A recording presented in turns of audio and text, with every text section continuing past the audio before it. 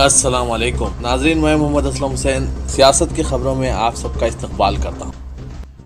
हिंदुस्तान के वज़ीर-ए-आज़म नरेंद्र मोदी फ्रांस के अपने 2 रोज़ा दौरे के अख्ताम के बाद आज हफ्ते की सुबह मुत्तहदा अरब इमारात के लिए रवाना हो गए। पीएम मोदी ने अपने फ्रांस के दौरे को यादगार करार दिया और इसे ज़्यादा खास करार दिया क्योंकि उन्होंने बास्टिल डे की तकरीबात में शिरकत की। उन्होंने फ्रांस के सदर इमानुएल मैक्रोन और फ्रांस के अवाम का गर्मजोशी और मेहमान नवाजी पर शुक्रिया अदा किया।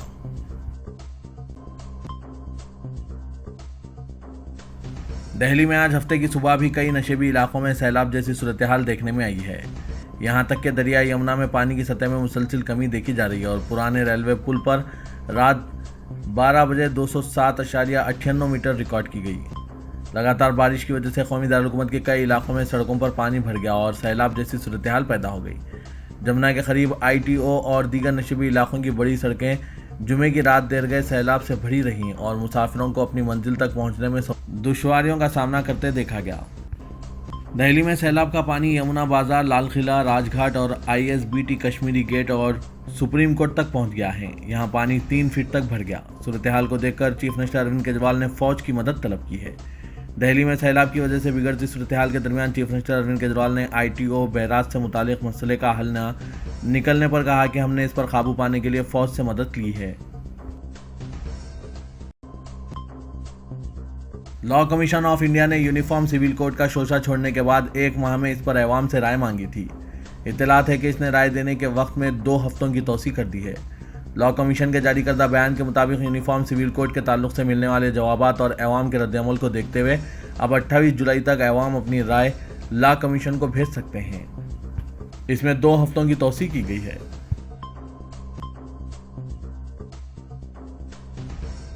आसाम के वज़ीर आला हिमंता बिस्वा शर्मा, जो अपने मुतनाज़ा बयानात और मुतनाज़ा इक़दामात की वजह से अक्सर तनाज़ात का शिकार रहते हैं, उन्होंने ऐलान किया है कि इनकी हुकूमत जल्द ही रियासत में 1 से ज़ायद शादियां करने पर पाबंदी लगा सकती है।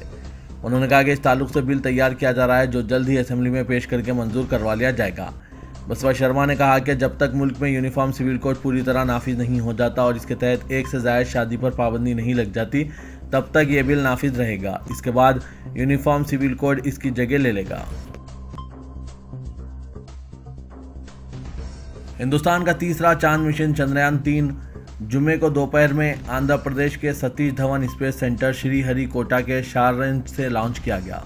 लॉन्च को कामयाब करार देते हुए आस्ट्रो के चेयरमैन S सोमनाथ ने एस्ट्रो फैमिली को मुबारकबाद पेश की और नेक ख्वाहिशात का इजहार किया। एस्ट्रो के साइंसदानों के अलावा 3900 किलोग्राम के इस चंद्रयान के लॉन्च के मौके पर मरकजी वजीर साइंस और टेक्नोलॉजी डॉक्टर जितेंद्र सिंह भी मौजूद थे। लॉन्च के बाद चंद्रयान-3 कामयाबी के साथ ज़मीन के मदार में पहुंच गया। वहां से तकरीबन 40 दिन बाद 23 अगस्त को चांद की सतह पर उतरेगा और वहां 15 दिन तक रहेगा। इस शानदार कामयाबी के लिए वज़ीर-ए-आज़म नरेंद्र मोदी ने भी ट्वीट करके इस प्रोजेक्ट में शामिल तमाम साइंसदानों को मुबारकबाद पेश की।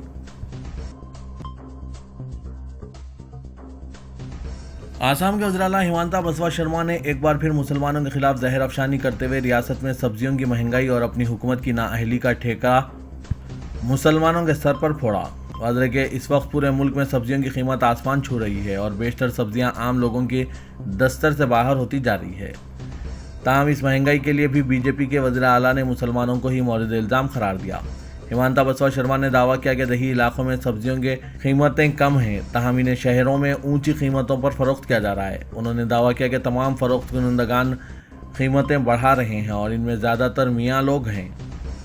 बीजेपी के वज़ीर आला ने इश्तियाल अंगेज़ी और मुसलमानों के खिलाफ नफरत का इजहार करते हुए कहा कि मियाँ लोग इनके मुताबिक मुसलमान आसाम के अवाम से भारी कीमतें वसूल कर रहे हैं और मुकामी सब्जी मंडियों का कंट्रोल इनके हाथों में है।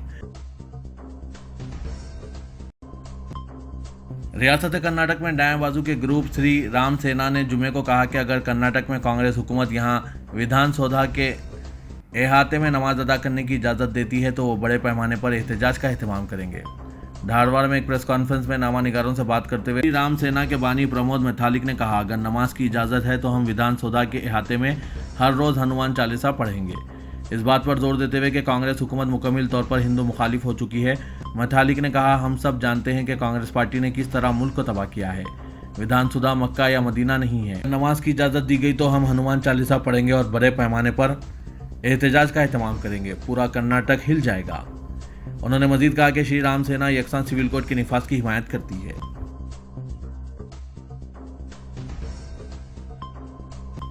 सुप्रीम कोर्ट ने महाराष्ट्र के शिंदे ग्रुप की नाअहली की दरख्वास्त पर फैसला करने में ताखीर के खिलाफ शिवसेना उद्धव ठाकरे की अर्जी पर महाराष्ट्र असेंबली स्पीकर राहुल नार्वेकर को नोटिस जारी किया।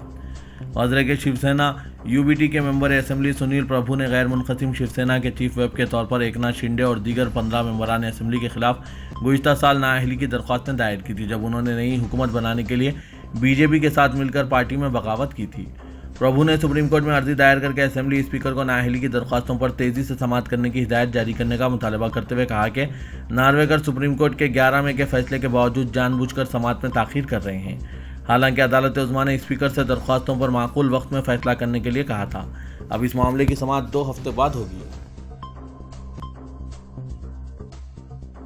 मुल्क के कई मंदिरों में ड्रेस कोड नाफिज होने के बाद अब गुजरात के द्वारकाधीश मंदिर में अकीदतमंदों के लिबास से मुतालिक एक अहम फैसला किया गया।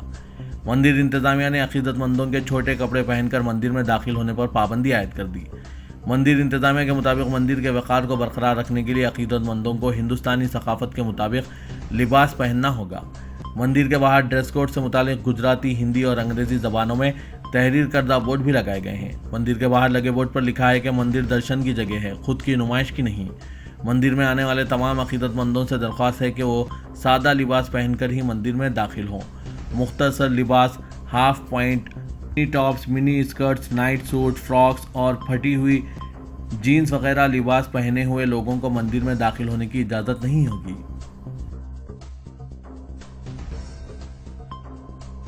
भारतीय जनता पार्टी, जो गाय की सियासत में सबसे आगे रहती है और जिसकी साबिका हुकूमत ने कर्नाटक में गाय के जुबा पर पाबंदी आयद की थी, इसके 4 कारकुन धर्मस्थल जिले में गायों को गैर कानूनी तौर पर ले जाते हुए यानी स्मगलिंग करते हुए पकड़े गए हैं। इसने आज ये बात बताई। इनकी तहवील से 6 गायों और 2 बछड़ों को बचाया और 3 गाड़ियों को जब्त कर लिया गया। गिरफ्तार शुदगान की शिनाख्त बैलथांगडी तालुके के मोर्चे के रहने वाले प्रमोद सालियान, ओलागड्डे के पुष्पा राज, अरकलगड्डे के रहने वाले चिन्ना केशव और हासन जिले के होलीना रासीपुरा के रहने वाले संदीप हीरे बेलागोली के तौर पर की गई है। पुलिस के मुताबिक पहले 2 मुलजिम मुबैना तौर पर बीजेपी के कारकुन हैं। खुफिया इत्तला मिलने पर धर्मस्थल पुलिस ने गैर कानूनी तौर पर गायों को ले जाने वाली गाड़ियों का सुराग लगाया। तहकीकात से मालूम हुआ है कि जानवरों को फरोख्त के लिए ले जाया जा रहा था। मामले की जांच की जा रही है। नाज़रीन, भारतीय जनता पार्टी के लोग ही जानवरों की यानी गायों की स्मगलिंग करते हैं। इस पर आपकी क्या राय है? कमेंट के जरिए ज़रूर बताइएगा।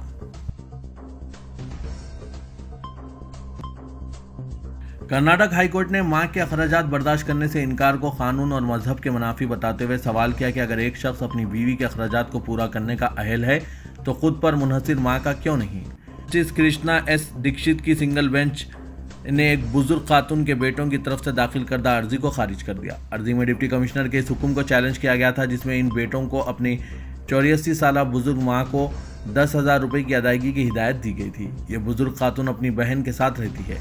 अदालत ने बुजुर्ग खातून के बेटों के इस अमल को कानून और मजहब की खिलाफ वर्जी करार देते हुए इन शलोक का हवाला दिया। अदालत ने कहा कि अच्छा ख्याल ये है कि सबसे ज़्यादा ताकतवर हस्ती की इबादत करने से पहले अपने वालिदैन, मेहमानों और असातिज़ा का एहतराम और इनकी खिदमत की जाए। सदियों से इस सरजमीन की यही रिवायत रही है। रियासत उत्तर प्रदेश में कंवर यात्रा की तकमील के लिए जिला इंतजामिया की जानिब से किए गए इंतजामात में मुकामी लोग भी बढ़ चढ़कर हिस्सा ले रहे हैं। गंगा जमनी तहजीब के साथ बुलंदशहर जिले में आपसी भाईचारे के आगाज़ के साथ साथ मुस्लिम कम्युनिटी के लोगों ने भी फूलों की पत्तियां निछावर करके और खाने पीने की अशिया तकसीम करके कांवरियों का इस्तकबाल किया। कांवड़ यात्रा के मौके पर हरिद्वार से जल लाने वाले कांवरियों का इस्तकबाल करने के लिए डीएम चंद्रप्रकाश, एसएसपी श्लोक कुमार, एडीएम इंतजामिया एसपी सिटी सुरेंद्र नाथ तिवारी जैनपुर और भोर चौराहा पहुंचकर इस्तकबाल किया। इस मौके पर कांवरियों को रात के वक्त इनकी हिफाजत के लिए रिफ्लेक्टर जैकेट्स दिए गए और मोटरसाइकिल सवारों को हेलमेट भी दिए गए। इस मौके पर डीएम ने अपील की कि आम लोग भी सावन के इस मुक़द्दस महीने में जारी कांवड़ यात्रा की कामयाब तकमील के लिए ताउन करें। उन्होंने कहा कि हमारे मुल्क में गंगा जमनी तहजीब की मिसालें मौजूद हैं, जिसमें हिंदू मुस्लिम भाई एक दूसरे के त्यौहार इंतहाई खुशगवार माहौल में मनाते हैं। इसका सीधा सबूत कांवड़ यात्रा है, जिसमें मुस्लिम कम्युनिटी के लोग कांवड़ियों पर फूल निछावर करने के साथ साथ इनकी खिदमत कर रहे हैं। रियासत तेलंगाना में बरसर इख्तियार बीआरएस के लिए असेंबली इंतखाबात में उम्मीदवारों का इंतखाब किसी चैलेंज से कम नहीं है। पार्टी में दाखिली इख्तलाफात और मौजूदा अरकान असेंबली के खिलाफ नाराजगी के नतीजे में बीआरएस क़यादत तकरीबन 30 असेंबली हल्के जात में उम्मीदवारों के इंतखाब पर उलझन का शिकार है। मौजूदा अरकान असेंबली के खिलाफ इन हलकों में न सिर्फ अवाम बल्कि पार्टी कैडर में सख्त नाराजगी के नतीजे में सदर बीआरएस के चंद्रशेखर राव ने मुतबादिल नामों पर गौर करना शुरू कर दिया है। मुसलसिल 2 मरतबा कामयाब होने वाले अरकान असेंबली की जगह नौजवान कायदीन को मौका देने के लिए क़यादत पर दबाव बढ़ने लगा है। जिन अरकान असेंबली के खिलाफ कैडर में नाराजगी है, इनमें ज़्यादातर वो अरकान हैं जो कांग्रेस के टिकट पर मुंतखब होने के बाद बीआरएस में शामिल हुए थे। ऐसे असेंबली हल्के जात में 2001 से खिदमत अंजाम देने वाले कायदीन को तीसरी मरतबा टिकट से महरूम का खौफ सता रहा है। चीफ मिनिस्टर केसीआर गैर मुतनाज़ा हल्के जात के उम्मीदवारों की पहली फहरिस्त जारिया माह के अवाखिर में जारी करते हुए इंतखाबी सरगर्मियों में बीआरएस को सरे फहरिस्त साबित करने के ख्वाहां हैं। रुकन पार्लियामेंट हैदराबाद असदुद्दीन अवैसी ने कहा कि यूनिफॉर्म सिविल कोड की कोई दस्तूरी बुनियाद नहीं है, क्योंकि दस्तूर के तहत दीगर रहनुमाना उसूल भी हैं जिस पर अमल करने की ज़रूरत है। हुक्मरान बीजेपी जमात और संघ परिवार की जानिब से मुल्क में मुजवज़ा लोकसभा और बाज़ रियासतों के इंतखाबात के पेश नज़र अवाम की तवज्जो हटाने का ये एक तरीक़ेकार है ताकि अवाम नरेंद्र मोदी हुकूमत की नाकामियाँ जैसे महंगाई, बेरोज़गारी, गरीबी और चीन के हमारी सरहदों पर कब्ज़े के ताल्लुक़ से तवज्जो हटाई जा सके। बीजेपी हर इलेक्शन से 5 या 6 माह पहले इस तरह का मौजू उठाती है ताकि माहौल को बिगाड़ा जाए और 2024 के इंतखाबात में सियासी मफाद हासिल करके वोट ले सकें। असदुद्दीन अवैसी ने दारुस्सलाम में एक प्रेस कॉन्फ्रेंस से खिताब करते हुए इन ख्यालात का इजहार किया। बोनाल जुलूस के पेश नज़र 16 जुलाई और 17 जुलाई को फलकनुमा, चार मीनार, मीर चौक, बहादुरपुरा ट्रैफिक पुलिस स्टेशन के हुदूद में ट्रैफिक पाबंदियां आयद की गई है।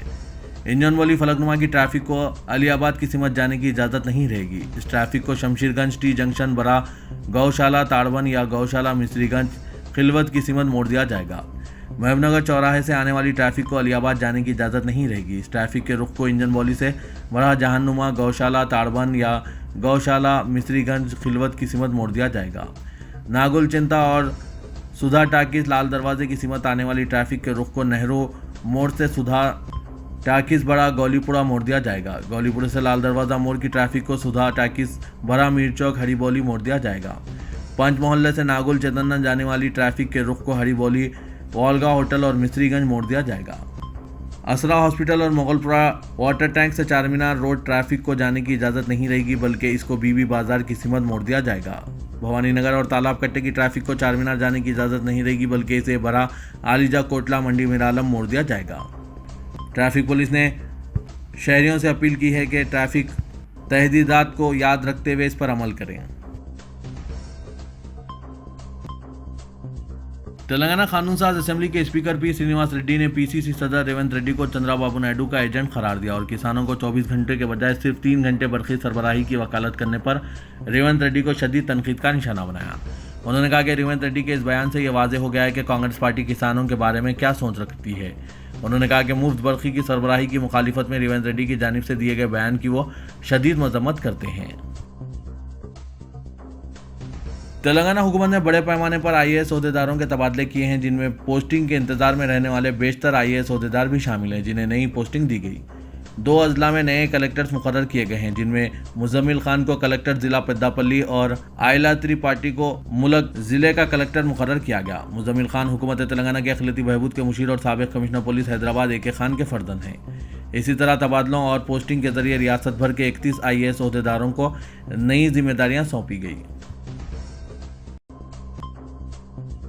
दहली शराब स्कैम में बीआरएस रुकन कौंसल कविता के खिलाफ साबिक में इल्जामात आयद करने वाले मुआशी मुजरिम सुकेश चंद्रशेखर ने ताज़ा तौर पर रियासती गवर्नर तमलिसाई सौंदराराजन को एक मकतूब रवाना करते हुए इल्ज़ाम लगाया कि बीआरएस रुकन कौंसल के साथ साथ इनके भाई वजीर तारक रामाराव के करीबी अफराद से इन्हें धमकी आमेज फ़ोन कॉल मौसूल हो रहे हैं। धमकी आमेज फ़ोन कॉल्स के जरिए इस बात पर दबाव डाला जा रहा है कि वो साबिक में कविता के खिलाफ आयद इल्ज़ामात से दस्तबरदार हो जाएं। बसूरत दीगर संगीन नतायज बरामद होने का भी इंतबाह दिया गया। अपने मकतूब में सुकेश चंद्र, जो दहली शराब स्कैम के एक मुलजिम भी है, उन्होंने कहा कि धमकियां देने वाले नामालूम अफराद ने इन्हें इस बात की पेशकश भी की है कि अगर वो इनकी बात सुनते हैं तो ऐसी सूरत में इसे शमशाबाद के करीब कीमती अराजी और 100 करोड़ नकद रकम और असेंबली इंतखाबात में पार्टी टिकट भी दिया जाएगा। इसने इल्ज़ाम लगाया कि गुज़श्ता 2 दिनों से इसके अरकान ख़ानदान को फ़ोन के ज़रिए कविता और तारक रामाराव के करीबी अफराद इस तरह का दबाव डाल रहे हैं।